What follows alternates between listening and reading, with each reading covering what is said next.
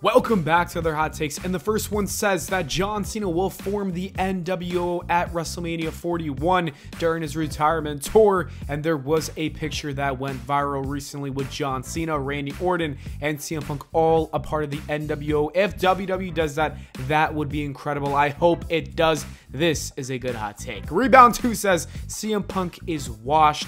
I think you could have said that when he got injured at the Royal Rumble, because he got injured at AEW a couple times, then he got injured at the Rumble. But if you saw SummerSlam and Bash at Berlin match, both of them were really great stuff. CM Punk is not the wrestler he used to be. Let's forget about that, Punk. But he is great when it comes to storytelling and getting a reaction from the crowd. So I don't think he's washed at all. CM Punk is great. Icy says that Punk does not need the world title, and I understand the philosophy behind this, but I still want to see old Punker have one more world title run. We gotta see it. It's pretty much the only way that he can main event WrestleMania. That's why I think CM Punk needs to have a world championship, whether winning the world championship at WrestleMania 41 or defending it. Adam says that Gunther's troll on Bret Hart was unexpected and funny, and yes, this might have been one of the most savage things you could have said to Bret Hart. I can't believe they actually greenlit this idea. Let's roll the clip of what Gunther said to Bret Hart.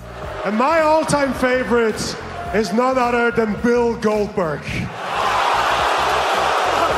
Jay says that he prefers Dom right now over most of Ray's career, and that's coming from someone who's always loved Ray, and that is a super hot, juicy take. And don't get me wrong, right now Dom is doing some great work, but Rey Mysterio, back in the old days, Ray's career was so iconic and legendary. Watching him was so much fun, especially if you were a younger kid around that time when he was jumping around. Everybody wanted to be like Rey Mysterio, jumping off their couch. So I gotta say that Ray's career is still better than Dom, but Dom could definitely make an impact and also have a better career when it's all said and done, because right now Dom is killing it, and I could see him winning multiple world championships. Speaking of that, this says that Dominic is world champion by next year. While I do think Dominic Mysterio is going to be a big time player for the next decade, I do not think he's going to win a world championship next year. I think the Money in the Bank would be perfect for him, and then he should cash in 2026. Vincent says that the 2-hour Raw won't be enough for the amount of talent involved, and I completely disagree.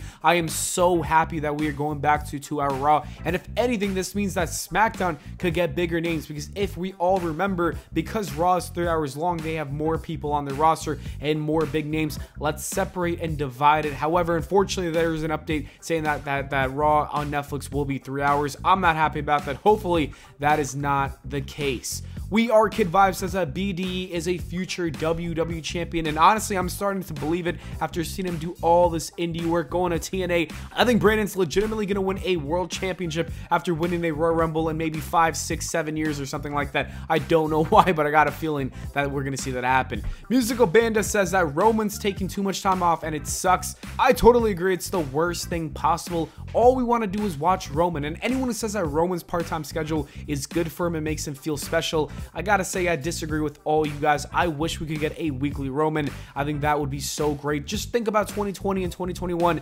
That was the best Roman we've ever seen.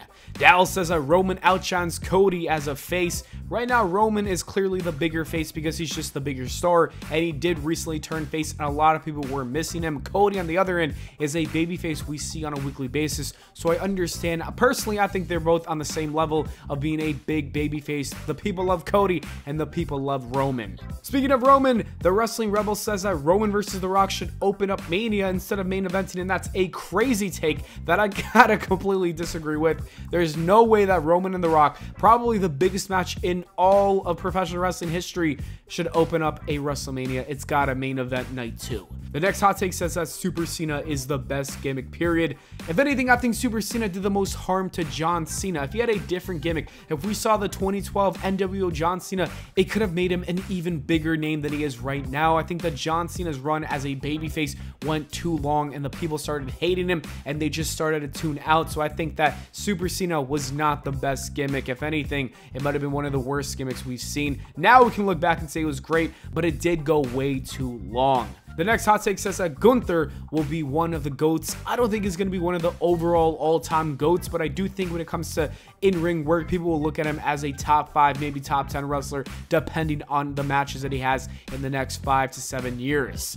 Rizzler says that Rollins is top 10 all-time. When it comes to Rollins, I think he's a top 10 wrestler right now of all time, but like I said earlier, when it comes to his overall character and impact that he made, I don't think that Seth Rollins cracks the top 10. The next hot take says that Orton should introduce the Rookie Killer persona. I've been saying this for so long. I hope it happens as soon as possible. The Rookie Killer would completely rejuvenate Randy's character. He needs it desperately. Colonel says that Drew McIntyre is the best currently.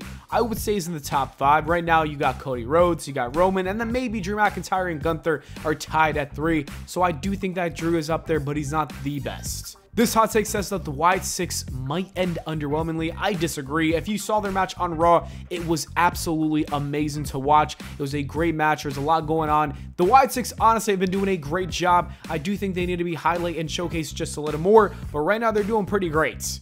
Jack says that Codys Reign is not boring, but we're just being impatient.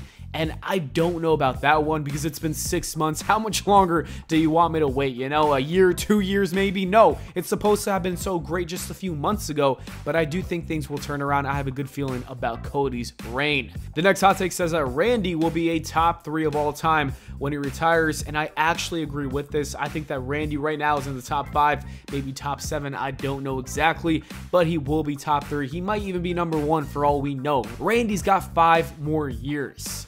This hot take says that not every champ needs a long reign. This isn't really a hot take. I think everybody knows that. You don't need to have a long championship reign for every champion. Rybread says that Liv Morgan has 0 in-ring skill. I don't agree with this at all. I think Liv Morgan is actually a lot better. If anything, she's underrated in that ring. A lot of people say she's not great, but I think she's a great talent. And her match with Rhea Ripley was a lot of fun at SummerSlam. Bright Link says that Jericho holds back young talent. I don't know about this one. I think Jericho just likes to work with younger talent in order to keep himself relevant. I don't think he minds putting them over, if that makes sense. Side Guy says that Ludwig Kaiser is the most underrated wrestler. I don't know about underrated just because they were going to push him and they will push him. I think Giovanni Vinci, if anything, is more underrated than Ludwig. Side Dank says that Michael Cole is just as good as JR, and I'll say he's even better. I think Michael Cole is the GOAT of commentary. This hot take says that WWE should bring back the traditional Survivor Series. I'm hoping they do. I really don't think War Games should be a yearly thing. If anything, War Games should be something that is special like the Hell in a Cell. Kyle says that Cross could be a main event star. I guess he could. I just don't see it. I think a lot of people see it. Some people don't. I'm one of those people that don't see it. And the last hot take says that AEW can't appeal to non-hardcore fans. And with the way they're being booked and the way that they're booking matches, storylines, and all that, I kind of agree. I don't think AEW is going to succeed when it comes to attracting non-hardcore casual fans that the WWE has. Anyways, that is it for the video, guys. Thank you so much for watching. I hope y'all enjoyed. If you did, please make sure to leave a like and subscribe for more, and I'll see you all in the next video.